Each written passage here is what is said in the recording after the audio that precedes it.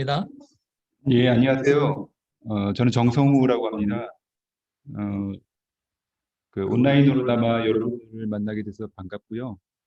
그리고 이제 한국 브레인 빌딩 협회가 저에게 발표할 기회를 주셔서 감사하게 생각합니다. 속보를 하면 되겠죠. 지금 화면이 잘 보이시나요? 제 목소리가 잘 들리나요? 지금 저는 잘 안 들리는데.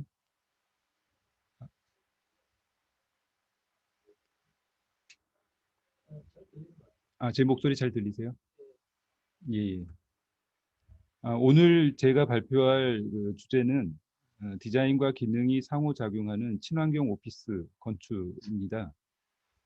친환경은 이제 사회적으로 매우 중요한 이슈이고, 이제 친환경 건축은 우리 이제 설계 분야에서 항상 화두였고, 또 지향하는 이제 바이기도 했습니다. 이제 다른 한편으로는 그 친환경 건축을 단순히 제목으로만 접근하고 또 설비의 도움을 받아서 기술적으로 접근하는 것도 또 현실이기도 했습니다. 친환경은 거주하고 활동하고 생산하는 장소의 쾌적성과 에너지 문제 그리고 지구 온난화까지 그 스펙트럼이 매우 넓습니다. 오늘 이제 짧은 2년이지만 사회에 기여하는 친환경 건축에 대해 진솔하게 이야기를 진행하고자 합니다. 잘 들리세요? 예. 그 주제 발표하기 전에 저에 대한 소개를 간단하게 좀 드리겠습니다. 저는 이제 해양 건축의 설계 부문에 속해 있고요. 제가 운이 좋아서 크고 작은 여러 가지 다양한 프로젝트를 수행을 할 수 있었습니다. 주택이나 오피스, 기숙사, 그리고 공연장, 그리고 연구시설. 괜찮으세요? 예. 잘 들리신다고 채팅으로 회신을 해주셨습니다. 예. 그리고 이제 상업시설, 그러니까 복합상업시설이나 백화점, 그리고 마스터 플랜 등 다양한 그 프로젝트를 경험할 수 있었습니다. 그리고 예. 그리고 이제 뭐 부끄럽습니다만 그 수험 에세이인 자충우돌 건축물 에너지 평가사 도전하기와 건축가의 여행의 기억, 런던 엄마 파리 딸 베네치아 아빠를 출간했습니다. 친환경 오피스 건축, 디자인과 기능이 상호작용하는 친환경 오피스를 설명을 드리겠는데요. 작년에 준공한 현대백화점 그룹 사업의 내용을 소개하면서 이야기를 이어가겠습니다. 우선 이제 친환경 건축의 정의를 한번 같이 확인하고 싶은데요. 친환경 건축은 녹색 건축물이라는 이제 이름으로 이제 법규상에 잘 정리가 되어 있습니다.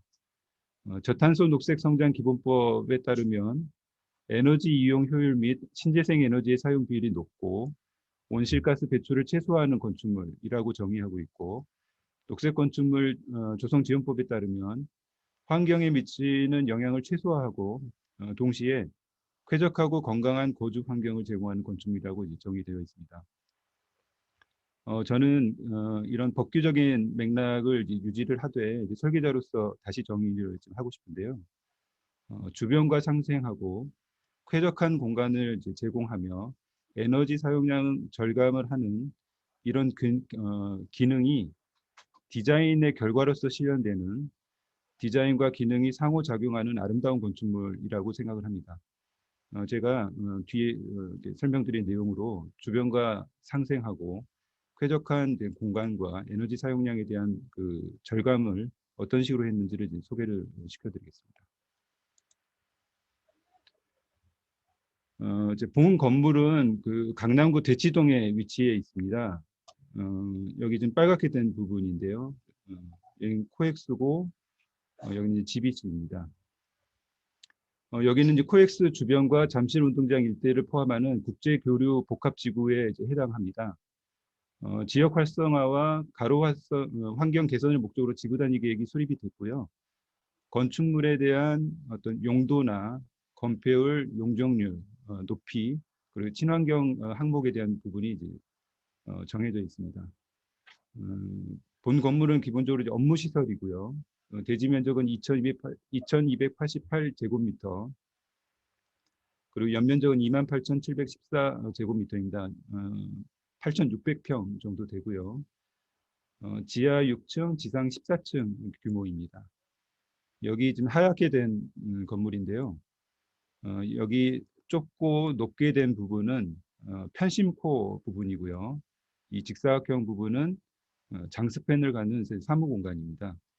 이 옆에 있는 이 갈색 건물은 이제 부속 건물처럼 보이는데 사실은 그냥 옆당입니다. 제주 장학회관 건물인데요. 원래는 건축주가 이 땅을 이제 매입을 하려고 했었는데 이제 장학회관이 어, 별도의 주인이 있는 것이 아니어서 재산 처분에 대한 부분이 상당히 절차가 복잡하고 시간이 많이 걸려서 이 부분 땅은 이제 매입하지 못하고 이런 기역자 형태의 조금은 좀 특이한 대지 형상을 가지고 있습니다. 본 건물의 이제 특징은 이제 크게 이제 두 가지로 이제 설명드릴 수 있겠는데요. 첫 번째는 편심 코어 배치를 통한 오픈 플랜 사무 공간입니다. 이를 통해서 효율적이고 가변적인 공간이 되도록 했고요. 그리고 단순하고 담백하되 입체적인 파사드를 통해서 쾌적한 실내 환경을 만들고 에너지 부하를 저감해서 에너지 절감을 할 수 있었습니다. 그리고 이제 신재생 에너지와 친환경 요소를 적용하고 녹색 건축 인증, 건축물 에너지 효율 등급 인증을 득한 친환경 건축물입니다. 배치 계획을 설명드리겠는데요.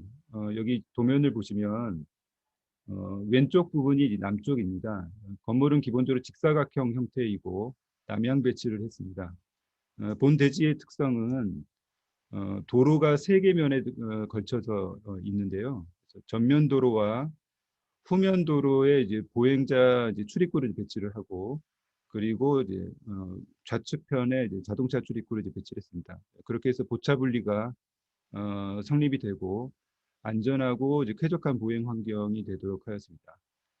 그리고 저희가 공개공지를 2개소를 배치를 했는데요.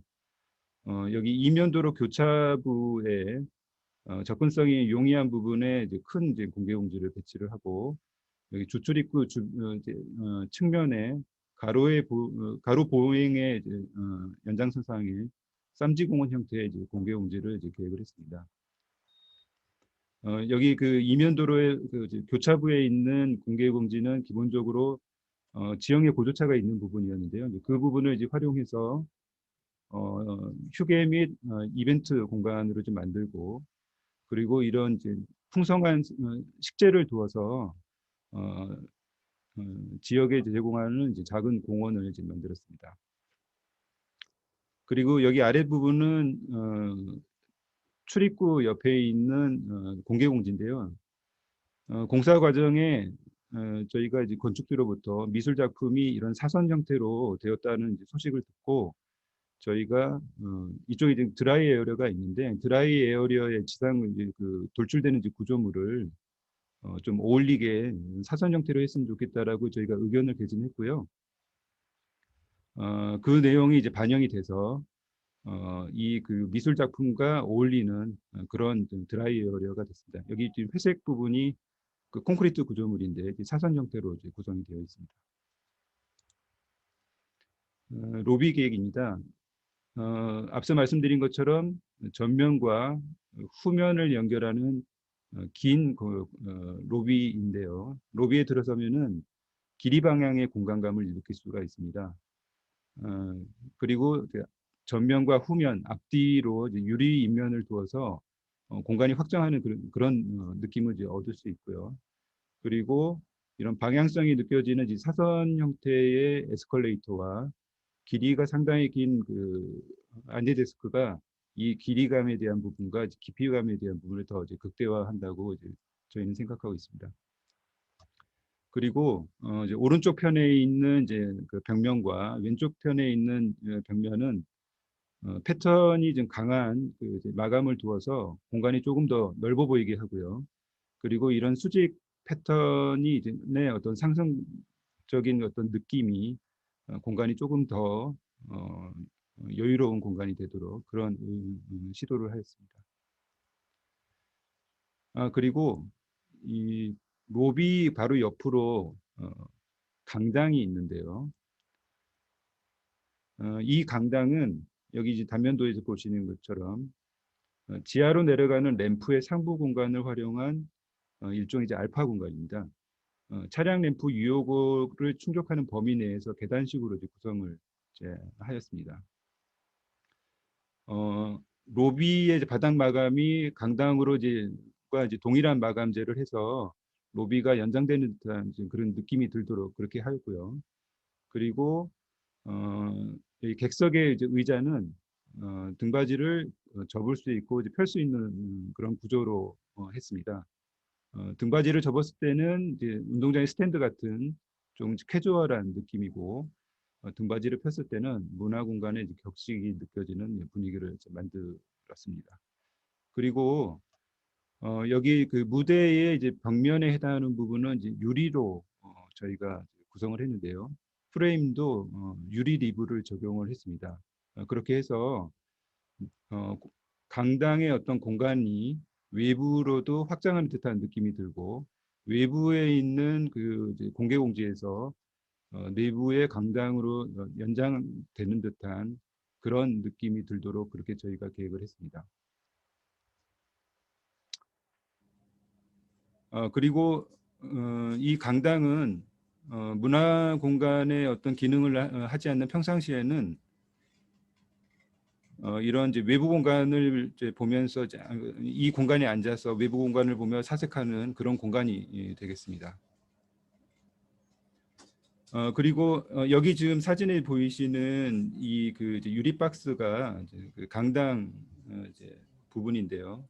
저희는 이 그 강당의 메스가 이 필로티에서 부가된 하나의 이제 오브제로 인식이 되게 하기 위해서 이제 프리티드 글래스를 이제 전체 이제 벽면에 둘러서 유리 박스가 되게 하고 그리고 천장 부분과 유리 박스가 의 이제 사이에 이제 굵고 깊은 리빌을 두었습니다.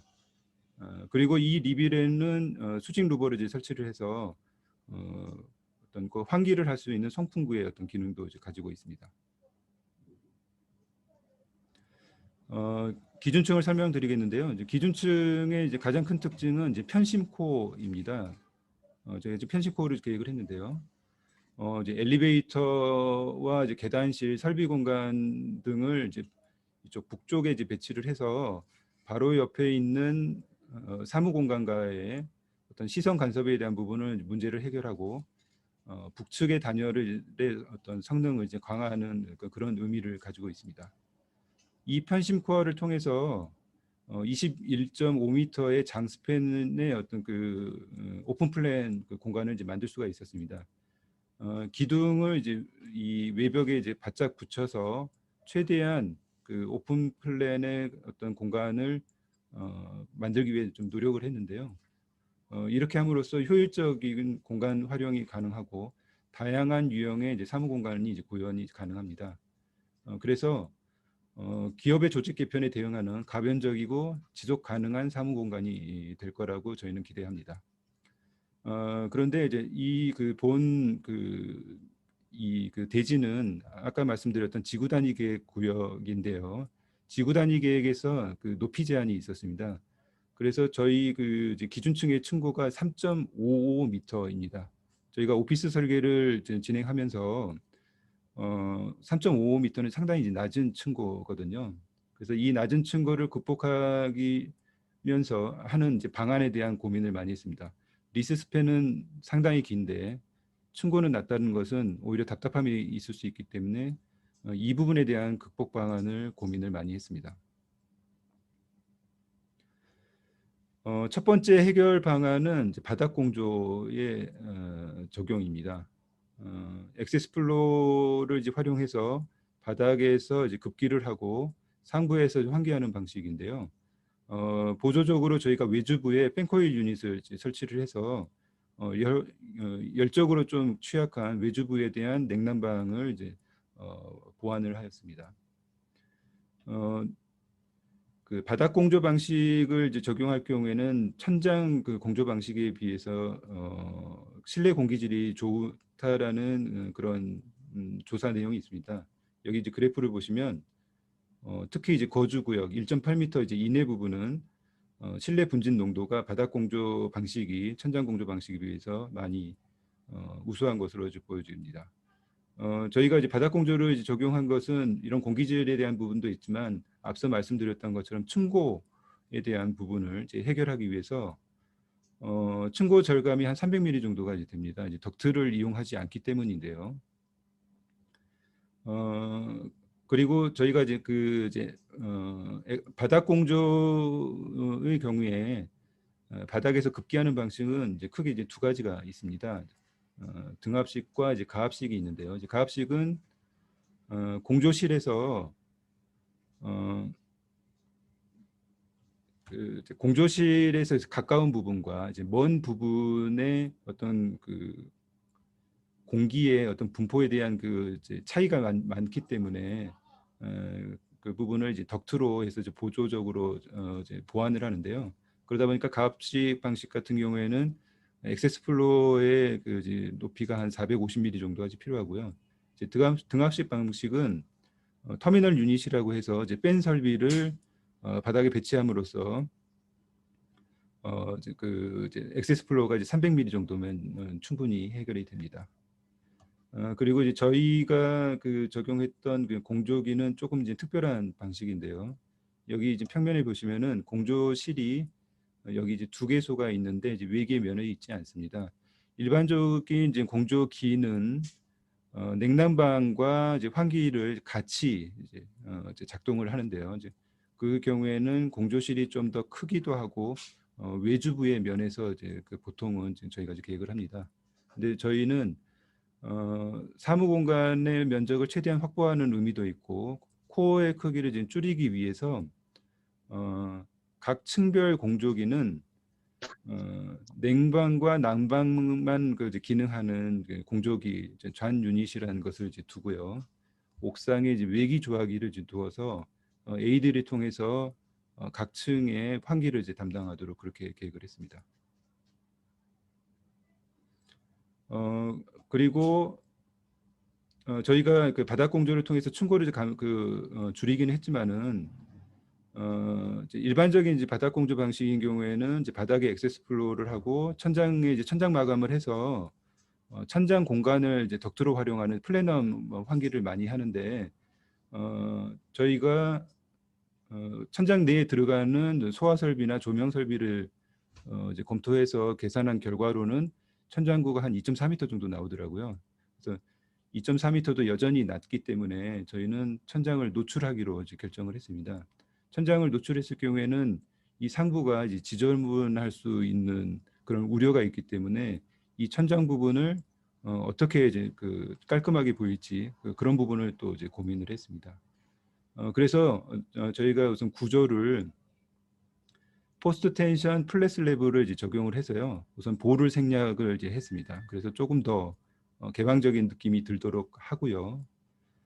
그리고 조명을 이런 직선 형태로 해서 간결하게 이제 하고 그렇게 해서 깔끔한 실내 공간이 연출되도록 했습니다. 결과적으로 유효고는 그 조명 하부를 뭐 기준으로 해서 유효고는 2.4m이지만은 천장고는 2.95m의 공간을 이제 만들었습니다. 그리고 저희가 이런 그 조명 설비나 소화 배관이 커튼월의 모듈과 일치되게 그렇게 계획을 했습니다. 그리고 이 커튼월의 조명 설비가 이제 끝나는 이제 그 지점 그 레벨에 맞춰서 커튼 박스도 최대한 단순하고 깔끔한 디테일이 되도록 그렇게 계획을 했습니다.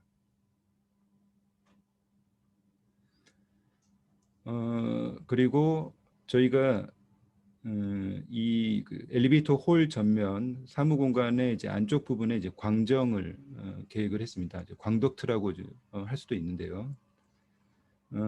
저희가 이제 44.5m 폭에 21.5m의 넓은 오픈 플랜 공간을 만들었지만은 뭐 그만큼 외주부 공간과 내부 공간의 어떤 자연 채광이나 환기에 대한 조건이 내 어떤 그 차이점이 좀 있습니다. 그런 부분을 이제 해결하는 이제 방안으로 광정을 이제 고민했는데요.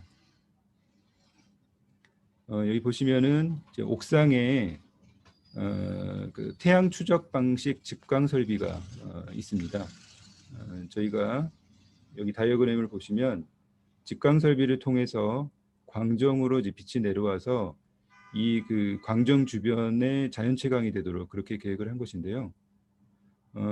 여기 그 좀 설명을 드리면 어, 아, 태양 추적 방식 직광 설비를 좀 제가 설명을 드리면요. 어, 보통 이제 아파트에 일조권이 침해되거나 이제 용구 음영이 있는 부분에 태양 추적 방식 직광 설비를 이제 종종 사용을 합니다. 이 방식은 크게 이제 두 가지가 있는데요.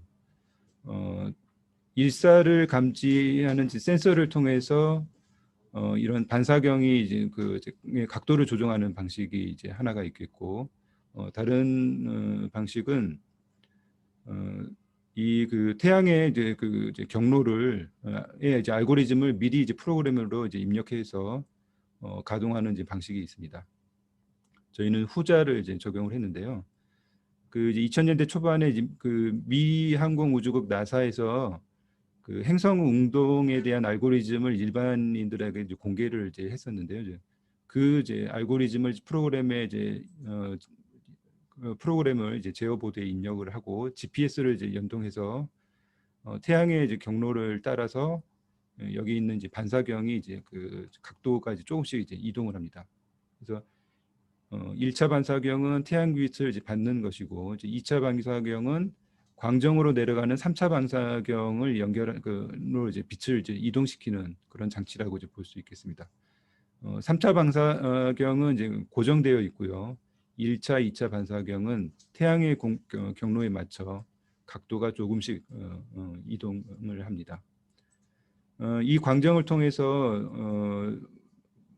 그렇게 큰 효과가 있는 건 아니지만 조명 부하를 이제 저감하고 그로 인해서 이제 에너지 절감이 있을 수 있겠고요. 무엇보다도 여기 그 이제 이 부분은 광정의 가장 아래층에 이제 저희가 이제 실내 조경을 이제 저희가 조성을 했는데요. 여기에는 인공 조명과는 확실히 구별되는 풍성한 자연 채광이 이 식재를 감싸고 있습니다. 그리고 이 광정은 자연 환기 기능도 이제 같이 이제 합니다.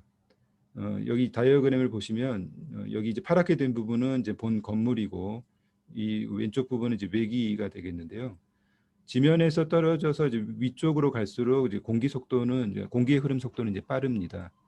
그러면 이 상부 부분은 이제 음압이 이제 발생하고 그렇게 되면 이 광정 내의 공기는 상승 기류가 일어날 것이고요. 이 상승 기류를 따라서 사무 공간의 공기의 이제 흐름이 이제 발생을 합니다. 여기 보시면은 그 천창, 그러니까 광정의 꼭대기 부분은 이제 천창을 두었고 천창은 이 환기창이 있습니다.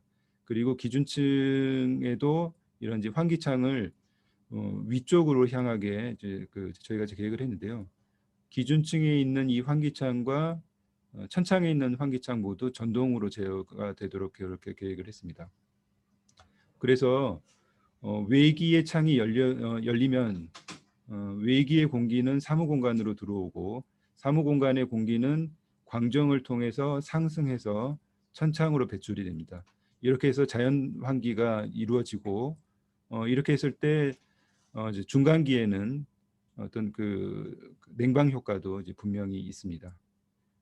제가 작년 4월 달에 이 건물이 이제 준공을 했는데요. 이제 4월 달에 여기 이 광정에 조경이 있는 그 이제 옆부분 한 이쯤에 제가 이제 서 있었는데 아주 기분 좋은 공기의 흐름을 느낄 수가 있었습니다. 그 흐름은 광정으로 흐르고 있었고요. 그래서 사실 저희가 상당히 큰 일종의 챌린지였는데 그런 그 저희의 의도가 확인되는 순간이었고 상당히 다행으로 생각을 했었습니다. 그리고 저희가 기능적으로 필요해서 넣은 이런 그 환기창이 이렇게 수직적으로 반복되면서 또 하나의 디자인 요소로 작동을 좀 하고 있습니다. 여기 보시면 여기 그 가장 아래층에서 천창을 봤을 땐 이런 또 상상하지 못한 이런 그 멋있는 모습도 이제 저희까지 확인할 수 있었고요. 그리고 여기 광정은 이제 그 유리 커튼롤로 이렇게 구성이 되어 있는데, 이렇게 보시면은 이제 위아래층이 이제 같이 이제 보이게 되는데 이제 옆 건물이 보이는 듯한 느낌이 들기도 하고요. 다른 층의 직원이 이제 왔다 갔다 하는 것이 이제 보입니다. 그렇게 해서 이제 시각적 교감이 있을 수 있을 거라고 저희는 기대를 하는데요. 단순히 슬랩으로 층간으로 이제 구분되어 있는 경우보다는 위아래층이 오픈되어 있거나 계단으로 연결이 됐을 경우에는 훨씬 더 교류가 많고 유대감도 이렇게 형성이 된다라고 저희는 판단하고 있고, 저희 그 해안 건축의 사옥도 위아래층이 트인 어떤 그런 그 부문과 트이지 않은 부문은 확실히 교감에 대한 차이가 있습니다.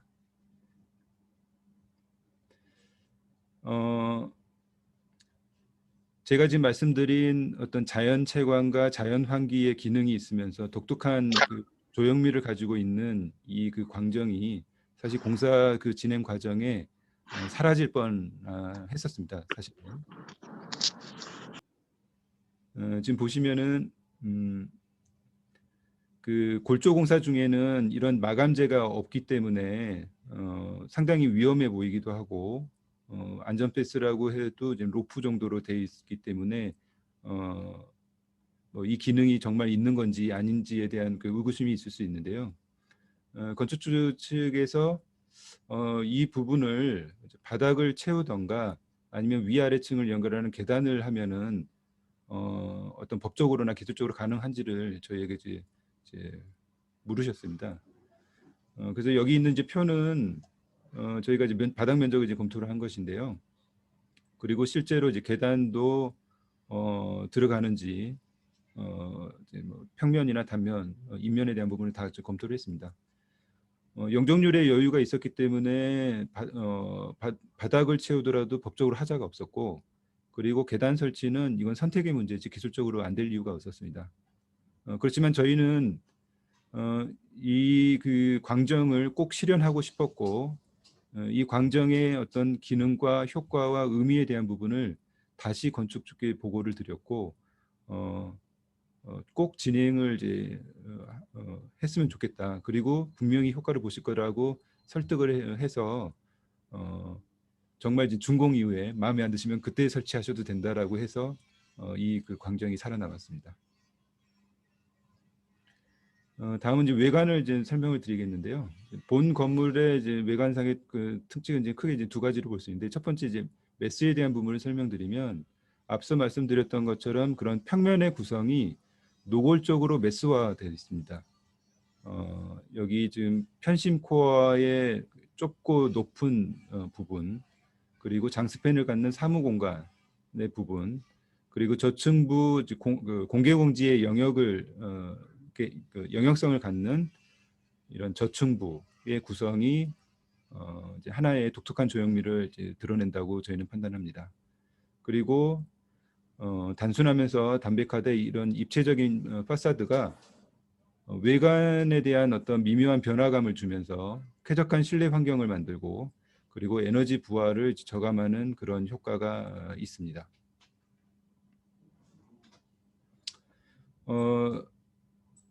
저희가 지금 이 그 사진은 이제 남측면인데요. 저희가 기본적으로 이런 많이 돌출돼 있는 직사각형의 격자를 이제 남쪽과 서측, 동측에 모두 배치를 저희가 적용을 했습니다.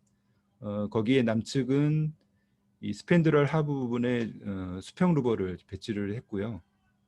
그리고 동측과 서측에는 이런 수직 루버를 배치를 했습니다. 이 부분은 일사 조절에 대한 의미가 있기도 했고, 그리고 기본적으로 격자 형태의 어떤 그 메스 인면 디테일이지만 향에 따라서 이런 그 어떤 변화감이 있도록 그렇게 계획을 했습니다. 여기 보시면은 그 이제 여기 지금 왼쪽 부분은 남측면이고요. 이제 오른쪽은 동측면입니다. 남측과 동측면 공이 이 직사각형의 이제 격자 틀이 있고요. 남측은 수평 루버가, 동측에는 수직 루버가 이렇게 배치가 되어 있습니다. 이제 여기 있는 지금 상세는 동측과 서측에 있는 수직 루버의 그 상세인데요. 여기 보시면 이 그 수직비는 단순히 박스 형태나 판형을 하지 않고 저희가 좀 입체적으로 계획을 했습니다. 바깥 부분은 이제 뾰족하게 지금 계획을 했는데요. 그래서 바깥에서 봤을 때는 좀 날렵해 보이고 내부에서 봤을 때는 입체적으로 보이도록 그런 의도를 가지고 있습니다. 저희가 설계 과정에 실내에서 바깥을 봤을 때의 어떤 느낌을 좀 확인하기에 이제 모형을 만들어서 이제 스터디했었는데요. 실제로 지어진 그 결과물을 확인했을 때는 저희가 예상했던 내용과 거의 유사했습니다. 그리고 저희가 이제 계획한 이런 인면 피인에 대한 내용으로 일사량 저감에 대한 부분은 저희가 시뮬레이션을 해서 효과가 있는 것을 좀 확인을 했습니다. 그리고 여기 있는 지금 사진에 그 저층부에 이제 돌출되어 있는 이 부분은 사실 그 기능적으로 기능을 설명하자면 저희 그 건물의 영역성을 확보하는 그런 의미가 있고요. 두 번째는 이런 그 타워의 장식 요소를 저층부에도 표시함으로써 영역성에 대한 부분도 있고, 그리고 건물이 단순한 박스 형태인데 이런 저층부에 어떤 포디움적인 요소를 만들어서 조금의 어떤 그 인면에 대한 어떤 느낌에 대한 변화를 두도록 그렇게 계획을 했습니다. 다음은 인테리어를 이제 설명드리겠는데요. 저희는 기본적으로 화려하기보다는 담백하고 자연스러운 분위기가 되도록 그렇게 계획을 했습니다. 지상 3층에 그 지원 시설인 북카페의 이제 모습이고, 지상 2층에 있는 회의 시설이 모여져 있는 상담존입니다. 그리고 지하층에 있는 직원 식당인데요. 여기 지금 안쪽에 여기 유리가 있는 부분은 1층과 연결되어 있는 아주 작은 썬큰입니다. 여기 왼쪽에 있는 이 사진인데요. 이 썬큰의 상부는 1층의 유리 벽면으로 이제 되어 있어서 자연 채광이 이제 되고, 그리고 이런 그 조경 요소를 결합함으로써 1층과 2층의 공간의 어떤 1층과 지하층의 어떤 공간의 연속성을 이제 갖는 맥락으로 그런 요소를 이제 저희가 적용했습니다. 그리고 여기는 이제 이제 주차장 드랍존인데요. 여기 드랍존의 이제 엘리베이터 홀은 제2의 로비 개념으로 해서 1층에서 사용한 재료를 이제 적용을 하였고요. 그리고 천장에 있는 이 직선적인 그 요소는 인면에서 사용했던 수직핀의 어떤 느낌을 지하층에도 유지를 하고자 그런 의도로 이렇게 계획을 하였습니다. 그리고 이제 루프 가든인데요. 앞서 말씀드렸던 이제 1층의 공개 공지는 지역에 제공하는 어떤 공적인 공간이라면 그 옥상에 있는 공간은 직원을 위한 공간이고요. 1층에 있는 강당이 사색하는 공간이라면 옥상에 있는 이 정원은 자연을 느끼고 직원 간의 교류를 하는 그런 공간입니다. 이 그 옥상에서도 이런 수직 수평의 인면 요소가 이제 확인될 수 있습니다. 잘 아시는 것처럼 이런 그 옥상의 식재와 조경토는 열에 취약한 지붕의 단열 성능을 개선하는 그런 기능도 있습니다.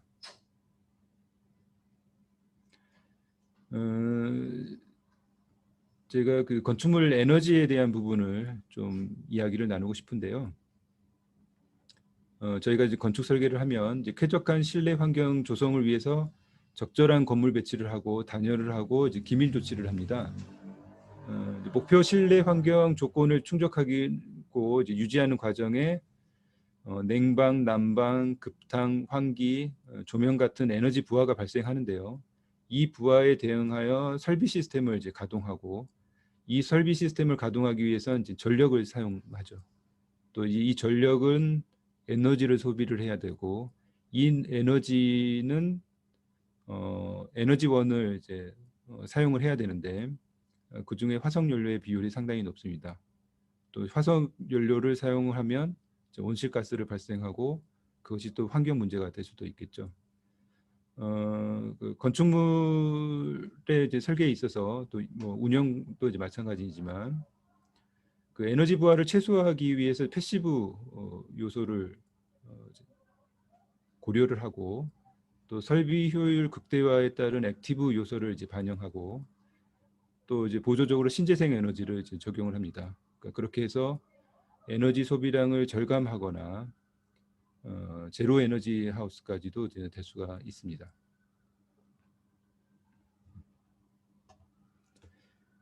그 이제 에너지 그 이제 그러니까 이제 얘기가 나왔으니까 이제 에너지 소비 그 되는 이제 어떤 분야에 대한 부분을 뭐 좀 짧게 이제 말씀드리면은 이제 크게 이제 산업 분야와 수송 분야 그리고 이제 건축물 분야가 있을 수 있겠는데요.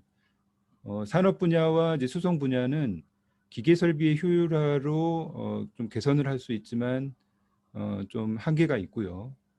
건축물 같은 경우에는 어떤 패시브적인 요소와 액티브적인 요소 그리고 신재생 에너지를 통해서 에너지 소비를 어떤 그 줄일 수 있는 그런 잠재성이 다른 분야에 비해서는 좀 그래도 좀 많은 편입니다. 그래서 그만큼 우리가 관심을 가져야 되는 그런 분야라고 할 수 있겠습니다. 본 건물에는 신재생 에너지나 그리고 이제 에너지 관리 관련된 어, 에너지 사용량 표출 장치, 스마트 계량기, 고효율 변압기, 고효율 에너지 기자재, 빙춘열에 대한 내용을 이제 반영을 했고요. 자연 집안 면적이나 생태 면적률, 옥상 녹화, 중수도 같은 환경 친화 요소를 이제 반영하였고 녹색 건축 인증과 건축물 에너지 효율 등급 인증을 저희가 이제 득을 했습니다. 신재생 에너지를 이제 설명을 드리겠는데요. 본 건물에는 태양광과 이제 지열을 이제 사용했습니다. 태양광 패널은 여기 좀 이 도면으로 보여드리면은 햇볕이 가장 안정적으로 쬐일 수 있는 옥탑의 벽면에 저희가 이제 배치를 이제 했습니다. 남측면에 스팬드럴에 BIPV를 설치를 이제 할 수도 있습니다만은 앞서 말씀드렸던 것처럼 저희는 입체적인 그런 파사드를 구성하였고 그래서 이 남측면의 스팬드럴에 저희가 BIPV를 설치할 경우에는 그림자가 그 발전을 방해할 것이고요. 그리고 추후에 본 건물의 남쪽에 우리 건물에 준한 높이의 건물이 들어설 수도 있기 때문에 안정적으로 태양광 발전을 할 수 있는 옥탑 부분에 저희가 태양광 패널을 배치를 했습니다. 그리고 옥탑 부분은 기본적으로 타워의 인면의 어떤 그 디자인을 그대로 적용은 하되 그림자가 생기지 않게 하기 위해서 디테일을 조정을 이제 하였습니다. 태양광 발전은 지하 주차장 조명에 이제 저희가 사용을 하고 있고요. 지어리트 펌프는 전층의 엘리베이터 홀과 지상 2층, 3층 지원 시설이 있는 그 층의 냉난방에 이제 저희가 이제 사용을 하고 있습니다. 저희는 본 건물은 현상 설계를 당선이 돼서 설계를 진행할 수 있게 되었는데요. 저희가 설계를 개시하고 설계를 개시할 쯤에 건축주께서 이제 땅을 더 이제 구입을 하셨습니다. 여기 보시면 저희가 현상 설계에 당선할 당시에는 직사각형 형태의 이제 대지 형상이었는데요. 이 아래쪽에 땅을 더 매입을 하셨고 그 오른쪽 땅도 이제 매입을 하시다가 여의치가 않아서 결국에는 이런 기역자 형태의 그 대지 형상이 되었고 저희가 설계를 개시하고 첫 번째 그 진행한 미션은 새로운 대지 형상에 들어갈 건물의 배치 계획과 매수와 그리고 이제 동선 계획이었습니다. 그래서 여러 가지 대안은 이제 그 우선 용적률은 뭐 그대로지만 대지 면적이 늘어나기 때문에 연면적을 늘려야 될 텐데요. 높이 제한 때문에 수직적으로는 올릴 수는 없고 수평적으로 어떤 식으로 늘릴지에 대한 그런 대안 검토를 했고 결과적으로는 기존 저희가 제안했던 디자인의 정체성을 유지하는 방향으로 계획이 결정이 났습니다. 그리고 이제 동선에 대한 부분도 여러 가지를 검토를 했는데요. 보행자의 어떤 그 환경이 자동차로부터 좀 멀리 떨어져서 보차 분리가 될 수 있는 그런 내용으로 결정이 났고 결과적으로는 현상 설계와 다른 동선 계획이 됐습니다. 이제 외관의 변화 모습인데요. 이제 왼쪽은 현상 설계 때 당시의 모습이고 가운데는 이제 실시 설계 부분이고 오른쪽은 준공 후의 모습입니다. 전면적으로 매스가 좀 더 앞으로 나왔고 그리고 단순화가 됐습니다. 그리고 저희는 전 설계 단계에 거쳐서 BIM을 진행을 했습니다. 기획 설계부터 실시 설계까지 이제 BIM을 적용을 했고요. 저희가 이런 그 BIM을 이제 하면은 이런 3D 투상도를 쉽게 만들 수가 있는데 건축주 보고를 이제 하면서 이해를 돕는 데 많이 도움이 됐고 저희는 실시 도면에 3D 투상도를 상당히 많이 포함을 시켰습니다. 그래서 시공사가 시공을 하는데 있어서 그 설계에 대한 이해가 좀 더 많이 될 수 있었던 것 같습니다. 그리고 저희 내부적으로도 설계 오류를 체크하고 보완하는데 많은 도움이 됐고요. 그리고 시공사는 저희가 사실은 감리를 하지 않았기 때문에 저희의 설계 의도가 얼마나 그 현장에서 잘 구현될지 상당히 좀 걱정을 많이 했는데 시공사는 정말 그 도면대로 시공을 하셨습니다. 특별히 특히나 저희는 이제 수직 수평의 맞춤이 상당히 좀 중요한데요. 저희가 평면, 인면, 단면 모든 만나는 부위가 다 맞아 떨어지게 하는 목표로 저희가 설계를 했었는데 다행히 그 부분은 구현이 됐습니다. 그리고 이제 BIM 관련해서는 저희가 이렇게 좀 정형화되어 있는 그런 건물이었기 때문에 BIM 진행이 좀 수월한 면도 없지 않아 있었습니다. 이제 전면 출입구의 모습입니다. 여기 그 사선 형태의 그 미술 작품과 여기 그 드라이 에어리어의 구조물이 같이 하나의 어떤 구성품으로 구성이 되어 보입니다. 그리고 여기 그 이제 북쪽 인면은 그래도 저희가 좀 신경을 쓰는데요. 기본적으로 건물 외곽에 그러니까 외관에 이제 둘른 직사각형의 어떤 격자는 그대로 유지를 하되 장식 요소는 좀 그 간략화하였습니다. 이제 제가 좀 정리를 이제 좀 하겠는데요. 자투리 공간을 활용한 이제 알파 공간을 디자인해서 로비의 연장이면서 문화 공간이고 휴게 라운지로 만들었습니다.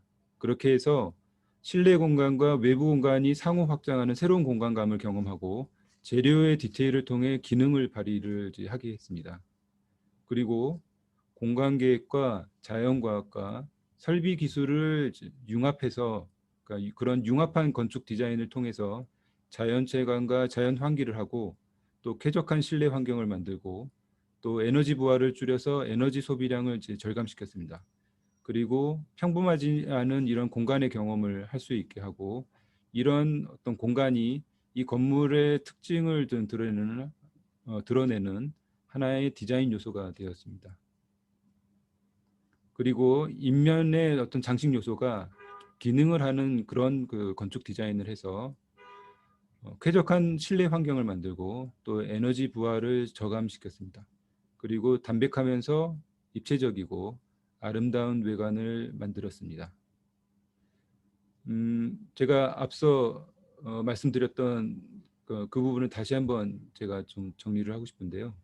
그러니까 적절한 배치와 출입구 계획과 공개 공지를 통해서 주변과 상생을 하고 열환경, 공기환경, 빛환경을 이제 쾌적하게 그러니까 그런 환경이 쾌적한 사무공간을 제공하고 패시브 요소와 액티브 조치와 신재생 에너지를 통해서 에너지를 절감하는 이런 기능에 대한 부분들이 형태와 비례와 색상과 디테일이 아름다운 디자인의 결과로서 기능하도록 하는 것, 그런 그 디자인과 기능이 상호작용하는 친환경 오피스 건축이 적절한 친환경 오피스 건축이라고 생각합니다.